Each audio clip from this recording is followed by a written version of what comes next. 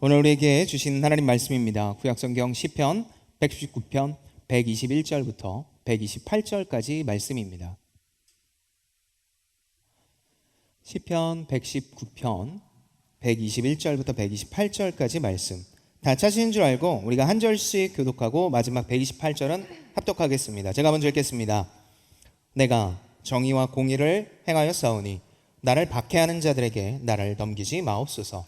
주의 종을 보증하사 복을 얻게 하시고 교만한 자들이 나를 박해하지 못하게 하소서. 내 눈이 주의 구원과 주의 의로운 말씀을 사모하게 피곤하나이다. 주의 인자하신 대로 주의 종에게 행하사 내게 주의 율례들을 가르치소서. 나는 주의 종이오니 나를 깨닫게 하사 주의 증거들을 알게 하소서. 그들이 주의 법을 폐하였사오니 지금은 여호와께서 일하실 때니이다. 그러므로 내가 주의 계명들을 금 곧 순금보다 더 사랑하나이다. 다 같이 읽겠습니다. 그러므로 내가 범사의 모든 주의 법도들을 바르게 여기고 모든 거짓 행위를 미워하나이다. 아멘. 오늘 하나님께서 주신 말씀인 시편 119편 121절부터 128절까지 말씀을 가지고 월등한 가치라는 제목으로 하나님 말씀 잠시 나누도록 하겠습니다. 여러분이 앞으로 1년 동안 무인도에서 산다면, 그래서 그 무인도에서 살기 위해서 3가지의 물건을 가져갈 수 있다면 무조건 그 물건은 떨어뜨리지 않고 유지할 테니 1년 동안 가져갈 3가지의 물건을 고른다면 여러분은 무엇을 가지고 가겠습니까? 무인도라는 개념은 사실 그 환경이 사람이 살기가 불가능한 곳이죠. 그렇게 3개의 물건을 가지고 간다면 여러분은 어떤 물건을 가지고 가겠습니까? 저한테 그 어떤 물건을 가져갈 거냐고 묻는다면 저는 딱 3개를 가져간다면 첫 번째는 불, 두 번째는 펜, 세 번째는 성경을 가져가겠습니다. 왜냐면요, 먼저 불은 어두움을 몰아내고 이 두려움을 막아주기 때문입니다. 제가 막연하게, 여러분도 마찬가지겠지만 이 어두움에 대한 두려움이 있더라고요. 그래서 제가 혼자 살 때, 아주 오랜 시간 동안 혼자 살았는데, 혼자 살 때 불을 켤 때, 그리고 그 어둠이 있을 때 거기 누구 있어? 이럴 때가 한 번씩 있더라고요. 근데 이런 두려움을 유튜브 채널 중에 혹시 너덜트라는 채널 아십니까? 너덜트에 최근에 거기 있는 거 다 안다 라는 그 영상을 보면은요, 저랑 똑같이 행동을 하더라고요. 막 머리를 감다가 거기 누구 있어? 막 이렇게 얘기를 하고, 약간 인기척 같은 게 느껴지면 이렇게 불현도 두려워져. 약간 그런 게 있어서 그런지 어두운 걸 너무 싫어합니다. 너무 싫어해요. 그래서 밝은 게 좋아요. 그러다 보니까 불을 꼭 가져가게 될 것 같습니다. 두 번째로 펜이라는 건요, 사실 세 번째 얘기한 성경과 좀 연결이 되는데, 성경을 선택한 이유 먼저 이야기한다면 여러분은 역시 목사는 어쩔 수 없어 라고 생각할 수 있지만, 사실 제가 수십 권 수백 권의 책을 읽으면서 깨달은 게 하나가 있어요. 모든 책은요 한 두세 번 읽고 나면 그 다음에 손이 잘 안 가요. 두껍든 얇든 성경 이외에 어떤 책이든지 한 3번 읽으면 우리 다 아는 것처럼 빼먹을 거 다 빼먹었다고 생각해서 잘 손에 안 가요. 그런데 성경은 정말 독특해요. 수백 번을 읽어도 자꾸 새 책 같아요. 제가 그거에 대한 지식이 부족해서 그런지는 모르겠지만 성경은 그만큼 새롭습니다. 1년 동안 딱 한 권의 책을 가져가야 된다면 저는 꼭 그 책을 가져가겠습니다. 그리고 펜은요, 그런 성경에 밑줄도 좀 쳐야 되고 옆에 여백의 기록도 좀 해야 될 것 같아서 가져가겠습니다.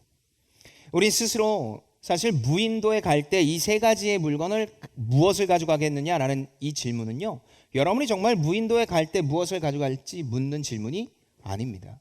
사실 이 중에 몇 명이나 무인도에 들어가겠습니까? 라고 했을 때 네, 제가 무인도 들어가겠습니까? 라고 이야기를 하겠습니까? 절대 그렇지 않아요. 사실 무인도에 들어간다, 그리고 그곳에 물건을 가져간다라는 이 질문의 의도는요, 가치, 값어치에 대한 이야기입니다. 고립은 우리를 극한의 상황으로 몰고 갑니다. 그런 극한의 상황에 우리의 값어치, 우리가 가치를 어디에 두고 있느냐라는 질문입니다. 결국 제가 이 답한 건요, 제 가치가 바로 이런 것들에 있다는 의미죠. 특별히 좀 시간을 의미 있게 쓰는 것에 집중을 하고 제가 가지고 있는 직업과 그리고 동시에 이 믿음을 잘 가꿀 수 있는 것에 나의 모든 걸 드리겠다는 이런 가치를 가지고 있기 때문입니다. 이렇듯 누구나 중요하게 여기는 가치가 있으며 그 가치를 따라 살아갑니다. 그리스도인도 마찬가지입니다. 모든 그리스도인은 가치를 세우고 그 가치를 따릅니다. 그렇다면 우리가 여기고 있는 최고의 가치는 무엇일까요? 맞습니다. 바로 믿음입니다. 정확히는 하나님을 향한 믿음이 우리의 삶의 최고의 가치입니다. 하나님이 삶의 기준이며 주인이라는 바로 이 믿음이 우리의 삶의 최고의 가치이죠. 그렇다면 이 최고의 가치는 어떻게 표현이 됩니까? 무엇으로 알 수 있습니까? 제가 수십 번도 넘게 더 이야기한 바로 용납받고 특별한 존재가 되었으며 우리가 영적인 가족으로 되었다라는 이 믿음의 열매를 통해 알 수 있습니다. 히브리서 11장 1절의 말씀입니다.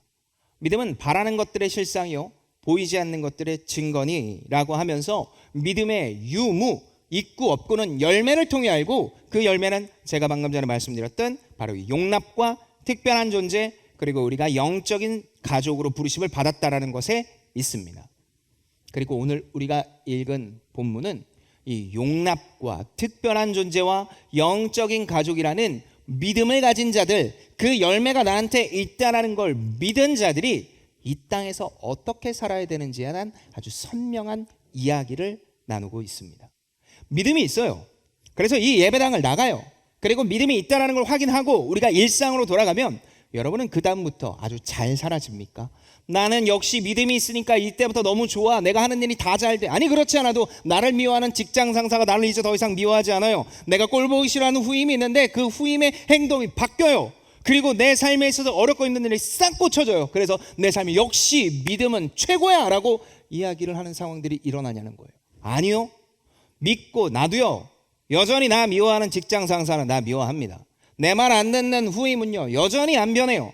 그리고 내 상황에 어쩌면 이렇게 더 어렵고 힘든 일이 일어나는지 어렵고 힘들 때가 훨씬 많이 있습니다.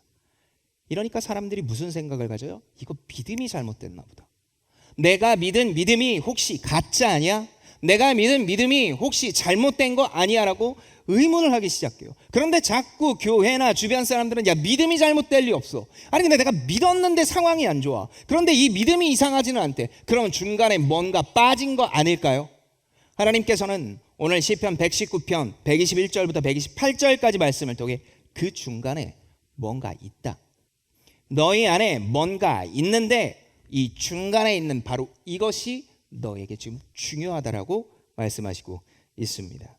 하나님의 믿음을 의심하기에 앞서 하나님께서 주신 오늘 이 내용을 통해 우리의 삶에 새롭게 시작되는 이 4월부터 이 믿음과 세상의 중간 속에 우리가 꼭 기억해야 될 것들을 기억하며 누려나가는 우리가 되었으면 좋겠습니다. 자, 먼저 오늘 본문 시편 119편 121절부터 123절의 말씀을 제가 다시 한번 읽도록 하겠습니다. 내가 정의와 공의를 행하여 싸우니 나를 박해하는 자들에게 나를 넘기지 마옵소서. 주의 종을 보증하사 복을 얻게 하시고 교만한 자들이 나를 박해하지 못하게 하소서. 내 눈이 주의 구원과 주의 의로운 말씀을 사모하게 피곤하나이다. 우리가 읽고 있는 시편 이 119편은 총 176절에 달하는 성경에서 가장 긴 절을 담고 있는 책입니다. 그리고 이 119편의 특징 중에 하나가 8절마다 히브리어 자음의 순서로 되어져 있어요. 그러니까 우리나라로 따지면 모음이죠. 이 기억이 1절부터 8절의 시작이고 니은이 9절의 시작인 시기예요. 심지어 히브리어는 그 모음마다의 특징이 다 있죠. 그리고 뜻이 다 있습니다. 오늘 우리가 읽은 시편 119편 121절부터 128절은 16번째 연이에요. 16번째 연인데 연의 시작이 뭘로 되어 있냐면 히브리어 아인으로 되어져 있습니다. 저하고 조금만 얘기 나눠본 사람이면 아인? 저희 딸 이름이 아인이거든요. 근데 이 아인이란 히브리어 이름이요 무슨 뜻을 가지고 있냐면 눈이라는 뜻을 가지고 있습니다. 얻어 걸린 게 아니라 실제로 저희 딸도 이 이름 때문에 이 뜻 때문에 저희 딸의 이름으로 지었는데 이 눈이라는 건요 통찰과 이해의 의미입니다. 그러니까 우리는 눈을 통해서 보고 본 것을 깨닫고 깨달은 대로 살아가기 때문입니다. 그렇다면 누구를 위한 어떤 것을 위한 이해와 통찰입니까? 바로 하나님의 그리고 하나님을 위한 이해와 통찰입니다. 하나님을 이해하며 통찰하기 위해서 우리가 이 눈으로 보아야 한다라는 겁니다. 무엇을요? 오늘 하나님께서 이 내용을 계속해서 말씀하십니다. 자, 기본적으로 하나님을 이해하고 통찰하기 위해서 필요한 게 뭡니까? 알아야 합니다.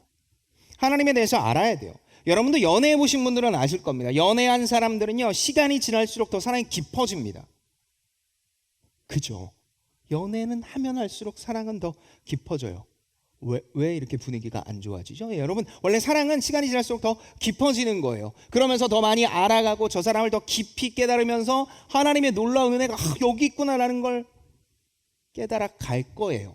여러분도 그렇게 되리라 믿습니다. 자, 그렇게 연인끼리 서로 사랑하며 알아가고 더 알고 싶어 합니다. 이 사람의 이름, 취미, 성향, 특기 등등등. 하나님과 인간관계도 마찬가지입니다. 사랑하면요, 알아가고 싶어져요. 믿음으로 말미암아 이분이 나에게 주신 걸 깨닫고 하나님 너무 사랑해요 고백하고 나면 그 다음부터 그 사랑을 준 하나님에 대해서 알아가고 싶어진다는 겁니다. 문제는 이렇게 하나님을 알아가는 방법, 사랑과 연결된 이 알아감이 말씀으로만 가능하다는 데 있습니다. 하나님께서 알려주신 하나님의 방법으로만 알 수 있다는 거예요. 우리는 흔히 내가 원하는 방법으로 하나님을 알고 싶어 하죠. 이런 결과들, 이런 내용들로 하나님을 알고 싶어 하지만 하나님은 그걸로 하나님을 알 수 없다고 이야기를 합니다. 군맹, 무상, 눈이 보이지 않는 사람이 코끼리를 만지는 것처럼 내 능력과 내가 알고 싶은 대로 하는 건 결국 눈이 보이지 않는 사람이 코끼리를 더듬어 누구는 다리, 누구는 코, 누구는 이런 걸로라고 이야기를 하는 것과 똑같습니다. 그렇게 우리는 하나님이 알려주신 방법, 다시 말해 하나님의 말씀을 통해 하나님을 깨닫게 됩니다. 그리고 이것이 인생의 최고의 가치, 그리고 우리의 인생의 기준이 된다고 이야기를 합니다.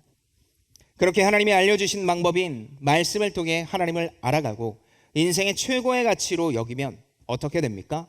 오늘 방금 전에 우리가 읽었던 121절처럼 정의와 공의로 살아갑니다. 정의와 공의는 하나님의 성품입니다. 하나님의 성품을 따르며 하나님을 기준 삼아 살아가죠. 그 다음에 뭐가 일어난다고 합니까? 회방과 멸시를 받습니다. 사실 우리가 말씀을 이렇게 읽고 따르는데 회방과 멸시를 받는다고 하면 많은 청년들이 이해하지 못합니다. 왜냐하면 일단 읽지는 않아요. 그런데 일단 읽고 난다고 주변에서 회방과 멸시를 주지도 않기 때문이에요. 사실 2022년을 살아가고 있는 우리에게 말씀을 읽는다고 회방을 받는다면 그 사람은 정말 좀 진짜 어려운 환경 속에 있는 겁니다. 그런데 우리가 기억해야 될 건 이 회방과 멸시는 단순히 직접적으로 말씀을 읽지 않아의 내용이 아니에요. 제가 순장반에서도 금요일 토요일에 이어서 이야기를 했지만 우리에게 있는 진짜 영적인 멸시와 회방은요, 상대적인 것에서 나옵니다. 여러분이 회사를 다녀요. 공부를 해요. 그리고 무엇인가 해야 된다라고 일주일에 기준을 세워놓죠. 그런데 계속해서 세상은 우리를 향해 뭐라고 이야기를 합니까? 야, 이거 지금 이렇게 하려면 이 많은 시간이 필요해. 이렇게 해야 돼. 이 많은 것들을 해야 되는데 너 시간이 더 필요하지 않겠어? 노력이 더 필요하지 않겠어? 근데 너 능력 없잖아. 그러니까 최선을 다하려면 너한테 지금 주어진 시간을 너의 뜻, 너 마음대로 좀 사용할 수 있어야 되잖아. 그러니까 좀 뭐 안 하는 게 있어야 돼. 그래서 내가 시간을 쭉 봤는데 뭐가 나요? 말씀이 눈에 딱 띄는 거예요. 이거 지금 당장 안 내도 내 하는 일에 크게 도움이 될 것 같지도 않고 이거 안 읽는다고 지금 하나님이 나한테 크게 뭐라 할 것 같지 않으니까 이걸 빼요. 그리고 빼고 일을 하는 거예요. 그런데 하나님이 얼마나 은혜스럽고 하나님이 얼마나 하나님의 자녀를 사랑하세요. 그러니까 하나님의 자녀가 말씀 안 읽고 일하는데 하나님께서 도와주셔서 일 처리해요. 그런데 이 무지한 인간은 무슨 일을 하는 거예요? 말씀을 안 읽고 열심히 했더니 이 결과가 나니까 이거 앞으로 안 해도 되는구나 하고 생각이 들고 그 다음부터 말씀은 우선순위에서 3순위, 4순위, 5순위 아니 저 뒤로 빼놓기 시작하는 거예요. 분명히 하나님을 알아야 하나님과의 사랑과 그 관계를 통해 풍성하게 누린 자가 하나님의 일을 하면서 이 땅에서 하나님의 백성으로 살아가야 되는 건데 어느 사이서부턴가 우리는 이게 없어도 잘 되는 것 같으니까 계속해서 그 선택을 하고 나가는 겁니다. 이것뿐이겠습니까? 우리의 삶에 종종 이게 아니더라도 내 삶의 우선순위를 세워놓고 말씀은 저 뒤로 빼놓는 경우가 얼마나 많이 있는지 모릅니다. 친구들과의 만남, 놀이 등등. 그러면서 사단은 우리에게 파고들어와 그렇게 이야기를 하죠. 괜찮아. 하나님이 그렇게 쪼잔한 것 같아? 하나님 다 괜찮다고 하셔. 너 바빠서 그렇잖아 라고 이야기를 하며 말입니다. 그런데 이게 바로 성경에서 이야기하는 멸시와 회방입니다. 하나님과 가까워져 하나님과의 관계를 풍성히 누려야 할 자가 더 이상 하나님과의 관계를 맺지 않고, 그리고 세상에 보이는 이 땅의 일과 공부와 그 모든 것에 집중을 하는 것. 저도 마찬가지예요. 저도 저희 딸을 키우고, 그리고 아내와 관계를 맺고 가족의 일을 하다 보니까 자꾸 기능적으로만 하려고 많이 하더라고요. 그러면서 말씀이 조금씩 뒤로 미뤄질 때가 있습니다. 그러면요, 정말 기가 막히게도 설교나 여러분과 이야기를 나눌 때 다 끝나고는 도대체 이게 무슨 소리를 한 거야? 라는 마음이 남을 때가 너무 많이 있습니다. 하나님께서는요, 이 땅에 2020년을 사는 우리를 향해 뭐라고 이야기를 하시냐면, 절대적으로 말씀을 읽었다 안 읽었다의 시대는 지났다. 그러나 앞으로 우리는 끊임없이 괜찮아라는 상대주의와 싸워야 될 거다. 그것이 진짜 이 땅의 우리들을 향한 사단의 책략이며 그것이 멸시와 회방이라고 이야기를 합니다. 멸시와 회방, 이 모든 것들을 이제 우리는 알았습니다. 그렇다면 이 다음엔 어떻게 해야 될까요? 말씀을 잊고 계속 살아갈까요? 하나님께서는 오늘 이어지는 본문 124절부터 125절까지의 말씀을 통해 참된 신자는 이것을 깨닫고 이렇게 한다고 이야기를 합니다. 조금 긴 본문이지만 우리가 다 같이 한 목소리로 읽도록 하겠습니다. 시편 119편 124절부터 125절입니다. 시작. 주의 인자하심대로 주의 종에게 행하사 율례들을 가르치소서. 나는 주의 종이오니 나를 깨닫게 하사 주의 증거들을 알게 하소서. 주의 율례, 주의 말씀을 가르쳐달라고 합니다.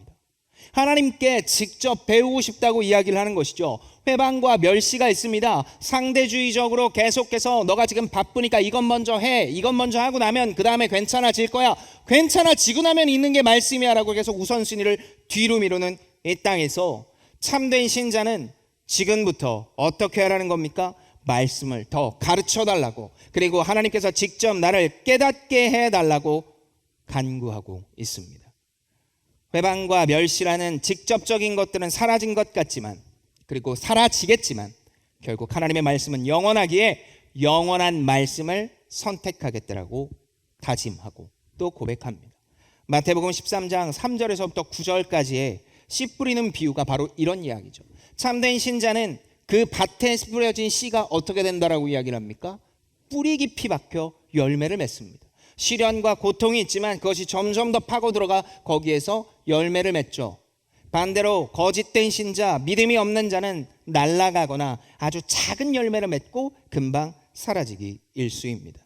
그렇게 참된 신자는 하나님의 말씀을 읽고 또 가르침을 받으며 한평생 이 땅의 기준으로 삼고 살아갑니다. 자, 그렇다면 여기서 우리는 한 가지 질문을 할 수 있습니다. 어떻게 신자와 불신자가 같이 살아가는데 더 가르침을 받고 깨닫게 될까요? 그가 도대체 무엇을 알고 있기에 신자 안에 심겨진 이 위대한 겨자씨 하나지만 엄청난 열매를 맺는 씨앗은 무엇이길래 도대체 그는 회방과 멸시 앞에서 하나님의 말씀을 더 가르침을 받기 위한 자리로 가게 될까요? 그것은 바로 말씀의 가치가 월등하다는 것을 알기 때문입니다. 오늘 보면 127절의 말씀입니다. 그러므로 내가 주의 계명들을 금, 곧 순금보다 더 사랑하나이다. 순금은 인간이 가질 수 있는 최고의 값어치입니다. 이 값어치를 그 어떤 것보다 사랑한다고, 그래서 이만큼 말씀을 사랑한다고 그는 알고 있기 때문입니다. 경외심 없는 교만한 자들이 말씀을 최고의 가치로 삼지 않고 너의 삶과 너가 가진 것들을 끊임없이 집중하라고 이야기를 할 때 참 신자는 그 어떤 것보다 이 말씀과 하나님의 놀라운 은혜가 최우선이며, 그리고 이 회방과 멸시 앞에서도 더 큰 가르침과 더 큰 은혜를 사모해달라고 이야기를 합니다. 그리고 2022년 4월 3일을 살고 있는 오늘 우리에게도 하나님께서는 동일하게 말씀하십니다. 말씀이 월등한 가치임을, 세상의 그 어떤 것보다 월등한 가치임을 깨닫는 자, 그 자가 참된 신자이며 가장 앞서서 제가 이야기한 믿음과 삶의 중간, 우리가 할 수 있는 최고의 선택이 바로 여기에 있다라고 이야기를 합니다. 여러분, 신천지를 비롯한 수많은 이단들이 그토록 강력한 힘을 발휘하는 이유는 무엇일까요? 수많은 사람들이 거기에 들어가 있고 대학 교수, 지성인이라고 얘기하는 사람들이 있습니다. 얼마 전에 신천지를 나온 사람이 이 영상에 나와서 그런 이야기를 하더라고요. 현재 신천지가 25만 성도 정도 되는데 그 안에 청년이 한 6, 7만 명 정도 된다고 합니다. 그건 어림잡아 이야기하는 거고 그 안에서는 그 숫자보다 조금 더 많다고 하죠. 수많은 청년들이 거기로 가는 이유가 무엇일까요? 대학 교수를 비롯한 고위 공직자들이 신천지에 계속해서 들어가는 이유, 그들은요 다른 그 어떤 것이 아니라 그들이 가지고 있는 성경, 특별히 성경 해석을 신뢰하고 그리고 그들이 한 성경 해석 안에 있기 때문입니다. 물론 잘못된 해석입니다. 그런데 우리가 꼭 기억해야 될 것은 그들은 멍청해서 그곳을 간 게 아니에요. 기존 교회에서 성경과 말씀을 기준을 가지고 계속해서 이야기를 하고 있지 않으니까 나는 성경을 가지고 교회를 다녀야 되고 성경 안에서 있는 이야기를 나누고 싶은데 교회는 끊임없이 사람, 관계, 세상과 크게 다르지 않은 모습을 보니까 그럼 어디에 진리가 있나 궁금증을 가지게 됐고 그 궁금증의 답이 신천지에 있다, 여호와의 증인에 있다, 여기저기에 있다라고 얘기하면 그 길로 퍼져나가고 있는 겁니다. 세상에선 진리를 이야기를 하고 교회 안에 진리가 있다고 해서 왔는데 진리에 관한 성경과 그 성경에 기준되는 해석을 우리는 다 놓고 있으니 그럼 어디에 가면 좋겠습니까? 라는데 여기저기서 성경이 진리라고 얘기를 하고 여기 해석이 있다고 이야기를 하니 글로 가는 겁니다. 이상해서가 아니라 안 하고 있기 때문입니다. 그렇다면 말씀을 최고의 가치로 삼고 월등하다는 것을 깨닫는 삶은 도대체 어떻게 사는 것일까요? 두 가지입니다. 첫째, 말씀을 사랑해야 됩니다. 말씀 없이 삶이 유지될 수 없고 오로지 인도받는 삶임을 기억해야 됩니다. 말씀을 사랑하십시오. 다른 그 어떤 게 아니라 내 마음에 말씀을 향한 사랑이 풍성하게 나타나야 됩니다. 읽으면 나타나겠지, 알게 되면 나타나겠지. 아니요, 하나님께서 부어주지 않으시면 절대로 알 수 없고 절대로 느껴질 수 없습니다. 여러분이 타인을 그렇게 사랑합니까? 알면 사랑해지겠지, 그렇게 되는 거 아니잖아요. 말씀을 정말 사랑하게 해달라고 간절히 기도하십시오. 두 번째입니다. 사모함을 살아내야 합니다. 본문 121절에 보면 정의와 공의로 살아간다는 표현은 그 사모함의 열매를 맺어야 된다는 겁니다. 여러분, 입으로 하는 사모함은 누구나 해요. 누구나 말씀이 소중하다는 것 정도는 여기에 나와 있는 사람은 다 알아요. 그런데 그 소중함과 귀중함을 아는 것이 아니라 어떻게 한다? 살아낸다. 그러니 여러분 읽으십시오. 하루에 계획 안에 말씀 3장, 5장 읽는 15분에 20분의 시간을 꼭 넣으십시오. 그리고 읽었다는 행위에 그치는 것이 아니라 거기에 나온 것을 가지고 살아보십시오. 꼭 영적 원리를 만들어내서 여러분이 살아내십시오. 그래서 그 말씀이 얼마나 위대한 힘을 가지고 있는지 진짜 이렇게 가지고 살아냈더니 하나님께서 승리하게 하셨다, 하나님께서 이것을 깨닫게 하셨다라는 그 믿음의 고백이 우리의 입술 속에, 우리의 삶 속에 있어야 됩니다. 읽지 않고 사모하지 않고 깨닫지 않고 살아내지 않고 어떻게 광대한 하나님을 알 수 있겠습니까? 그리고 그 하나님의 뜻을 따라 산다고 이야기할 수 있겠습니까? 평탄하게 아무 일도 없이 사는 게 정말 그리스도인의 몫이라면 어쩌면 우리는 여기에 나와 있는 이유와 목적을 잃었을지 모릅니다. 사랑하는 제이피플 여러분, 앞서 가장 소중한 가치인 것을 무인도에 들고 가는 것처럼 우리도 인생에 가장 소중한 것을, 가장 가치 있는 것을 선택하며 함께 해야 합니다. 신학자이자 작가인 헨리 나우에는 이런 것을 하나님과의 교제로 빗대며 이렇게 이야기합니다. 하나님과 교제에 목마른 수많은 사람에게 고통이 보인다. 그들은 문득 깨어나 깊은 슬픔에 잠긴다. 하지만 하나님만이 주실 수 있는 교제를 인간에게 요구하고 다닐 때마다 안타깝게도 결과는 슬픔이다. 하나님은 끊임없이 우리와 교제하길 원하십니다. 하나님은 끊임없이 우리와 나누길 원하시고 당신을 우리에게 말씀하시기 원합니다. 그리고 깨닫고 함께 하자고 하시죠. 그런데 우리는 이 안의 공허함을 그 관계를 통해 드러내고 그 관계로 계속해서 채우는 것이 아니라 인간들에게 채워달라고 합니다. 친구, 연인, 심지어 가족까지. 그러나 하나님과의 관계가 무너진 친구와 이성과 가족과의 관계는 사상 무각입니다. 바람 불면 다 날아갑니다. 끊임없이 시편 67편에 하나님께서 인생은 입김이다 라고 이야기를 한 것처럼 다 날아갈 뿐입니다. 그러니 여러분, 하나님을 사랑하십시오. 그러니 여러분, 말씀을 통해 하나님을 알아가십시오. 그러니 여러분, 제발 말씀을 읽고 거기서 깨달은 영적 원리를 가지고 여러분의 삶에서 살아내십시오. 여러분이 있는 직장, 가족, 관계 속에 바로 그렇게 살아내는 자들이 늘어날 때 그것이 하나님의 나라가 확증이 되며 그곳에서 오는 편안함과 평강과 은혜가 여러분이 천국에서 누리게 되는 것이 될 것이기 때문입니다. 로마서 10장 17절의 말씀입니다. 그러므로 믿음은 들음에서 나며 들음은 그리스도의 말씀으로 말미암느니라. 말씀이 시작입니다. 믿음으로 말미암아 시작된 우리의 인생.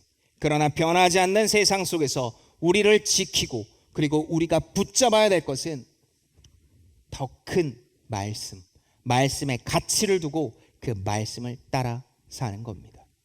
그럴 때 하나님께서 도우시고 인도한다는 게 무엇인지 깨닫게 되는, 그래서 새롭게 시작되는 이 4월 하나님의 놀라운 은혜와 사랑이 넘쳐나기를 예수님의 이름으로 축복합니다.